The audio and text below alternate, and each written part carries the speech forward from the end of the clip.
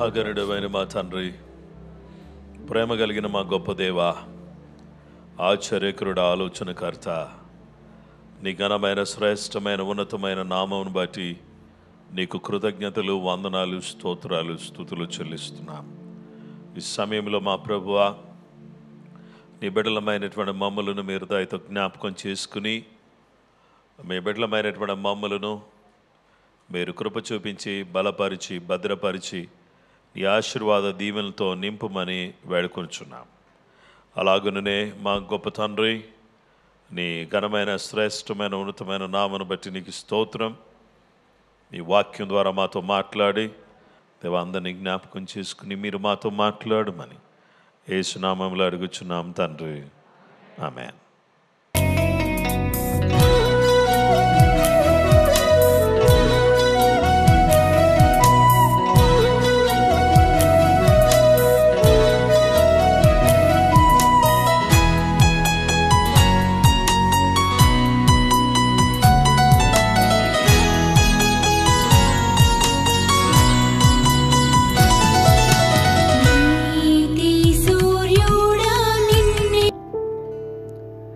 కృపచాలును యేసు, కృపచాలును, కృపచాలును యేసు, కృపచాలును.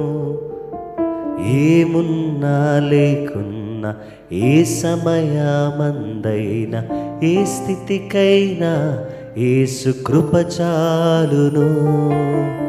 ఏమున్నా లేకున్నా, ఏ సమయమందైనా, ఏ స్థితికైనా యేసు కృపచాలును.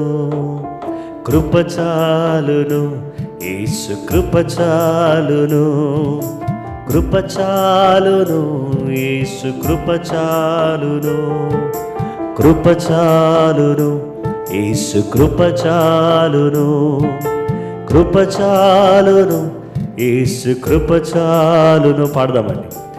ఏమున్నా లేకున్నా, ఏ సమయమందైనా, ఏ స్థితికైనా యేసు కృపచాలును.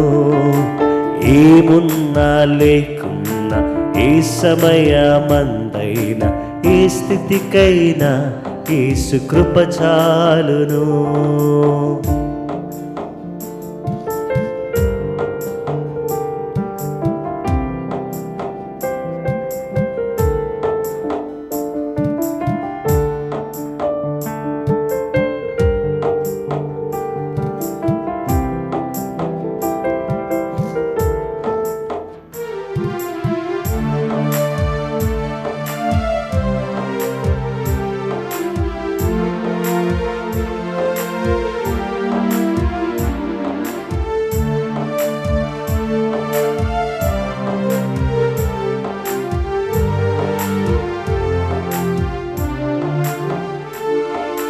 కృపచేత రక్షించి వారసునిగా చేసితివే, ఏ యోగ్యత లేని నాకు యోగ్యతనిచ్చితివే.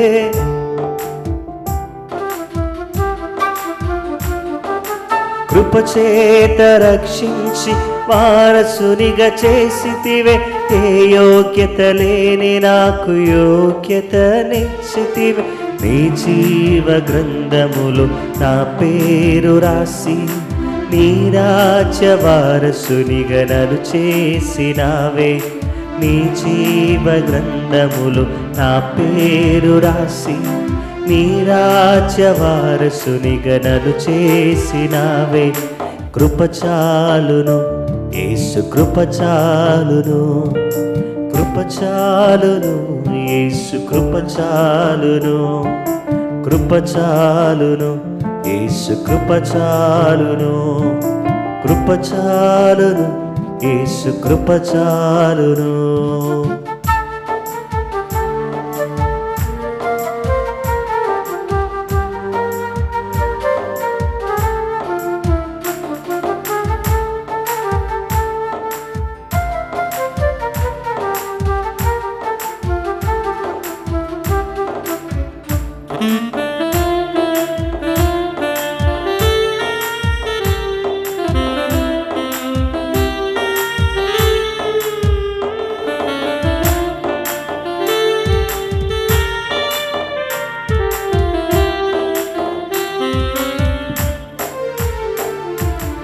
కృపచేత బలపరచి నన్ను స్వస్థపరచితివే, ప్రేమించి పోషించి దీవించినావే.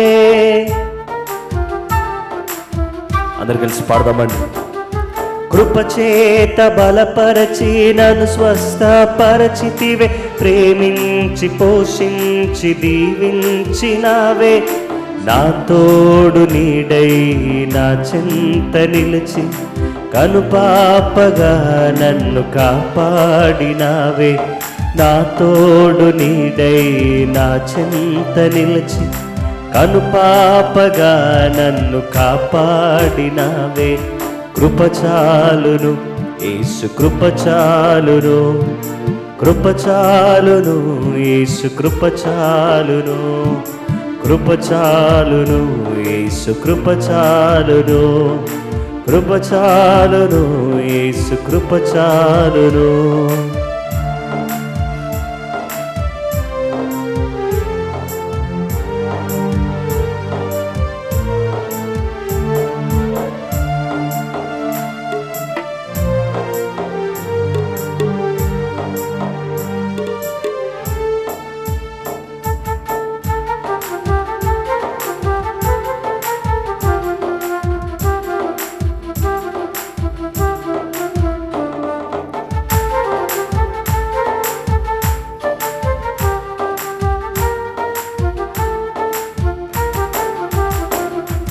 కృపచేత ఆదరించి నిరీక్షణనిచ్చితివే, కృంగిన నన్ను లేవనెత్తి కన్నీరు తుడిచితివే. కృపచేత ఆదరించి నిరీక్షణనిచ్చితివే, కృంగిన నన్ను లేవనెత్తి కన్నీరు తుడిచితివే. శాశ్వతమైన నీ కృప చూపి నీ సాక్షిగా నన్ను నియమించినావే. శాశ్వతమైన నీ కృప చూపి నీ సాక్షిగా నన్ను నియమించినావే. కృపచాలును యేసు కృపచాలును, కృపచాలును యేసు కృపచాలును. అయ్యా కృపచాలును యేసు కృపచాలును, కృపచాలును యేసు కృపచాలును. ఏమున్నా లేకున్నా ఏ సమయమందైనా ఏ స్థితికైనా యేసు కృపచాలును. ఏమున్నా ఏ సమయమందైనా యేసు యేసయ్యా. ఏమున్నా లేకున్నా ఏ సమయమందైనా ఏ స్థితికైనా యేసు కృపచాలును. అయ్యా ఏమున్నా ఏ సమయమందైనా యేసు కృపచాలును. మధురమైన నీదు ప్రేమను మరువగలనా యేసయ్యా. మహిమ పరచుచు నిరతము నీ ప్రేమని స్మరించెదా. మధురమైన నీదు ప్రేమను మరువగలనా యేసయ్యా. మహిమ పరచుచు నిరతము నీ ప్రేమని స్మరించెదా. ద్రాక్షారసధారల కన్నా నీ ప్రేమే మధురము. ద్రాక్షారసధారల కన్నా నీ ప్రేమే మధురము. ఏ రీతి నీ ప్రేమను కొనియాడెదను, ఏ రీతి నీ రుణము తీర్చుకుందును. ఏ రీతి నీ ప్రేమను కొనియాడెదను, ఏ రీతి నీ రుణము తీర్చుకుందును.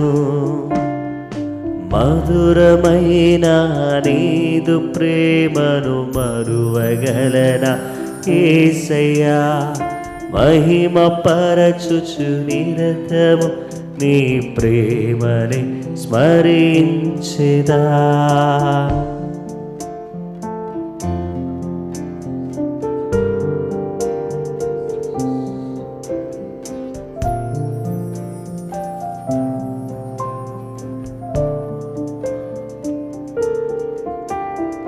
నా పాప శిక్షను భరించిన యేసయ్యా నా వ్యాధి బాధలు సహించిన యేసయ్యా నా పాప శిక్షను భరించిన యేసయ్యా నా వ్యాధి బాధలు సహించిన యేసయ్యా నా శాప భారమంతా తొలగించిన యేసయ్యా నా మరణములు విరచి విజయమిచ్చిన యేసయ్యా నా శాప భారమంతా తొలగించిన యేసయ్యా నా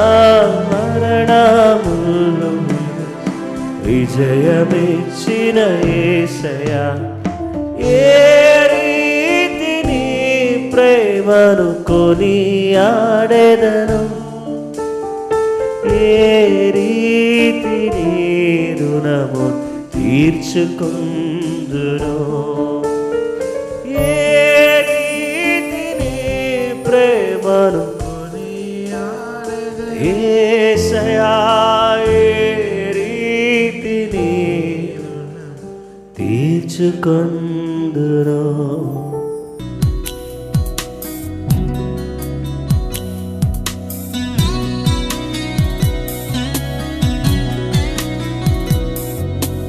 ఈరోజు మన ధ్యానాంశము శక్తి, పవర్. దేవుని బిడ్డలమైనటువంటి మనం ఇక్కడ మార్కు రాసిన సువార్త 11వ అధ్యాయము 12వ వచనం నుంచి 14వ వచనం వరకు మనం చూస్తే, మరునాడు వారు బేతనియ నుండి వెళ్ళుచుండగా ఆయన ఆకులు గల ఒక అంజూరపు చెట్టును దూరము నుండి చూచి దాని మీద ఏమైనా దొరుకునేమో అని వచ్చాను. దాని మీదకి వచ్చి చూడగా ఆకులు తప్ప మరి ఏమీ కనబడలేదు. ఎలా అనగా అది అంజూరపు పండ్ల కాలము కాదు. అందుకు ఆయన ఇక మీదట ఎన్నటికి నీ పండ్లు ఎవరనో తినకుందురు గాక అని చెప్పాను. ఇది ఆయన శిష్యులు వినిరి. శిష్యులు వింటుండగా యేసు ప్రభువారు దూరం నుంచి ఒక అంజూరపు చెట్టును చూసి ఆ చెట్టు దగ్గరికి వచ్చి దాని మీద విస్తృతంగా ఆకులు కనబడుతున్నాయి, కాయలు లేవు, అది అంజూరపు పండ్ల కాలం కాదు. అలా అన్నప్పుడు దానికి ఆకులు కూడా ఉండకూడదు. కానీ ఆకులు ఉన్నాయి అని అంటే దానికి తప్పకుండా ఫలాలు ఉండాలి. కానీ ఆకులు ఉన్నాయి కానీ ఫలాలు లేవు. ఇలాంటి పరిస్థితుల్లో యేసుక్రీస్తు ప్రభువారు ఆ చెట్టు దగ్గరికి వచ్చి ఆ చెట్టును శపించాడు. యేసు ప్రభువారు అంజూరపు చెట్టును శపించుట. అయితే నేను ఈరోజు ఈ ధ్యాన అంశానికి పవర్, శక్తి అనే పేరు పెట్టాను. దానికి కారణం ఏంటి? దేవుని పిల్లలమైనటువంటి మనమందరం కూడా యేసు ప్రభువారి నోటిలో ఉన్నటువంటి మాట, ఆదిలో దేవుని నోట ఉన్న మాట, ఆ మాట ఏం చేసింది? భూమి ఆకాశములను సృజించింది. ఆ మాట ఏం చేసింది? సమస్తాన్ని కూడా నిర్వహించుచున్నది.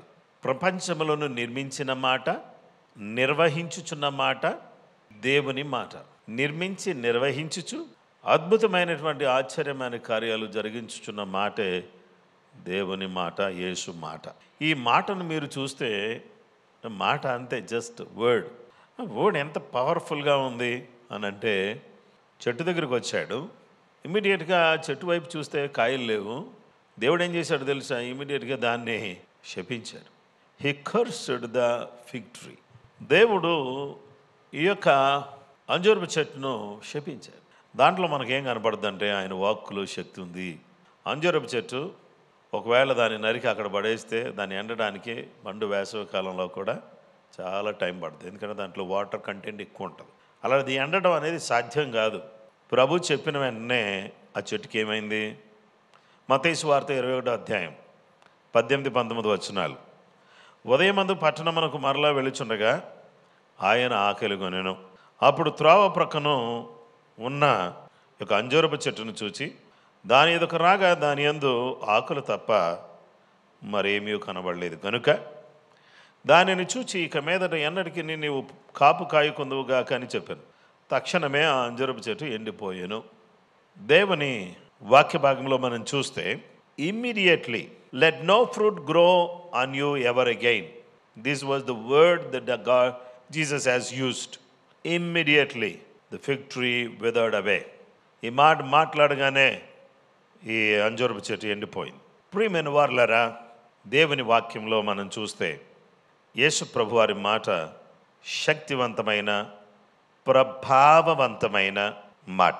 Second point, power of faith. ఇక మూడో విషయం, పవర్ ఆఫ్ ప్రేయర్, ప్రార్థన శక్తి. యేసు ప్రభు వారు తన మాటలో శక్తిని శిష్యులకు చూపించాడు. చెట్టు ఎండిపోయింది.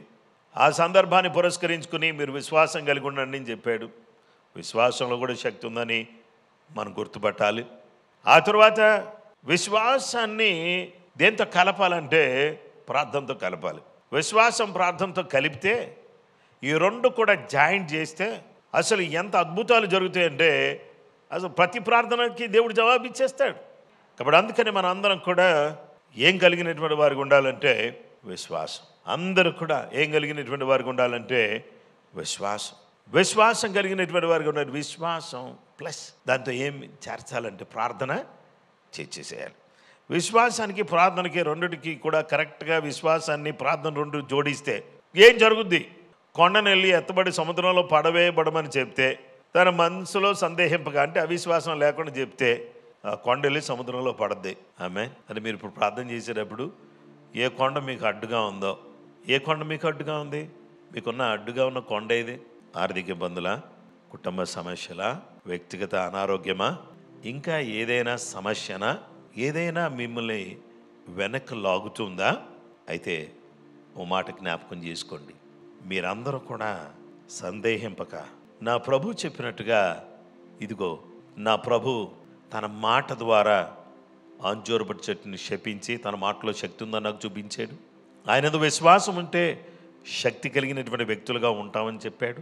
ఇక మూడవది, ఆ విశ్వాసంతో కూడా కలిపి ప్రార్థన చేస్తే కొండైన మాట వినాల్సిందే. కొండైనా వెళ్ళి సముద్రంలో పడవేయబడవలసిందే. సముద్రంలో ఎవరు పడ్డారో చెప్పండి. ఫస్ట్ సముద్రంలో పడిన వాళ్ళు ఐగుప్తు సేనలు. ఐగుప్తు సేనలు సముద్రంలో పడి మునిగిపోయి చచ్చిపోయి వాళ్ళు ఉబ్బి తేలి ఒడ్డుకు కొట్టుకొచ్చారు. ఇది సముద్రంలో పడ్డారు వాళ్ళు. ఆ తరువాత పందులు వెళ్ళి సముద్రంలో బండి. ఇప్పుడు సముద్రంలో బండి మళ్ళీ బయటకు వచ్చినాయా? ఐగుప్తీలు బయటకు వచ్చారా? రాలే, శవాలుగా బయటపడ్డారు. తర్వాత పందులు బయటకు వచ్చినాయా? బయట రాలా. మరి ఈరోజు మీరు చెప్పే ప్రాబ్లం ఏదైతే ఉందో దాన్ని మీరు ఒకవేళ విశ్వాసంతో మీరు యేసు నామములో వెళ్ళి సముద్రంలో పడవేయబడమని సందేహం లేకుండా నేను చెబుతున్నాను అని చెప్తే యేసు క్రీస్తు నామములో మీరు చెప్పింది జరుగును. యేసు ప్రార్థనలో మనందరం కూడా నేను చెప్పింది జరుగుతుందా?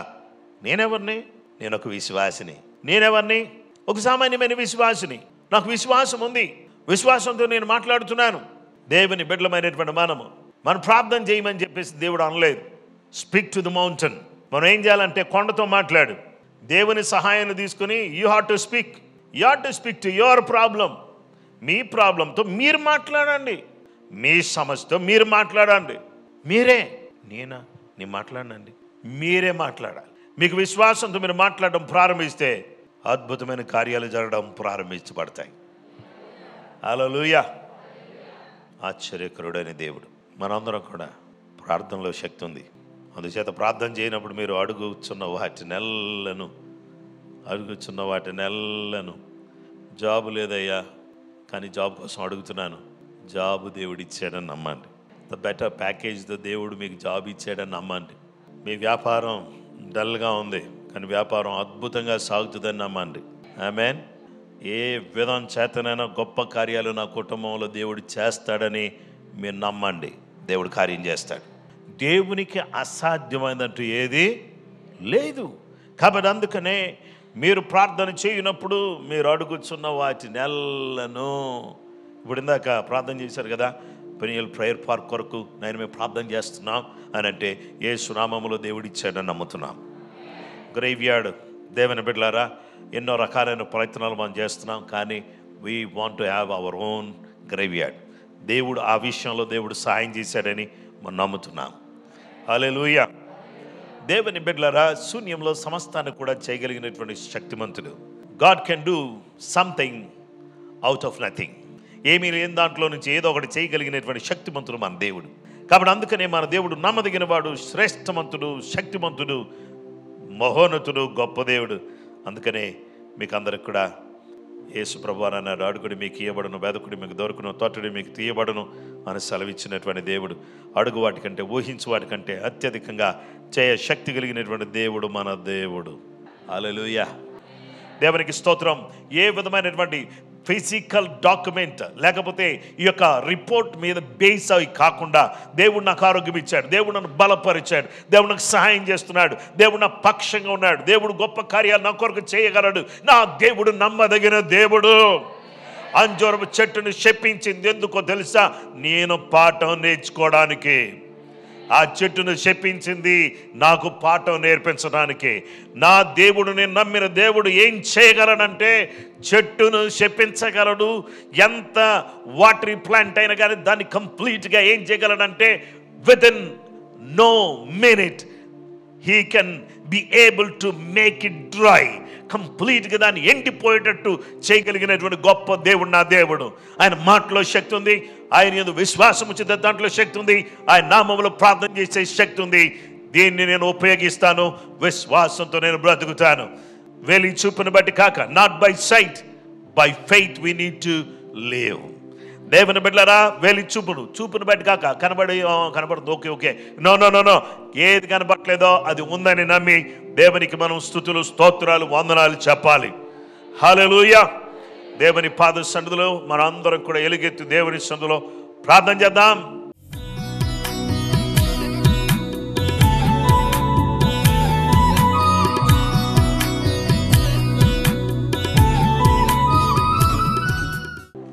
మంచి యేసయ్య నీ పాదాలకు వందనాలు.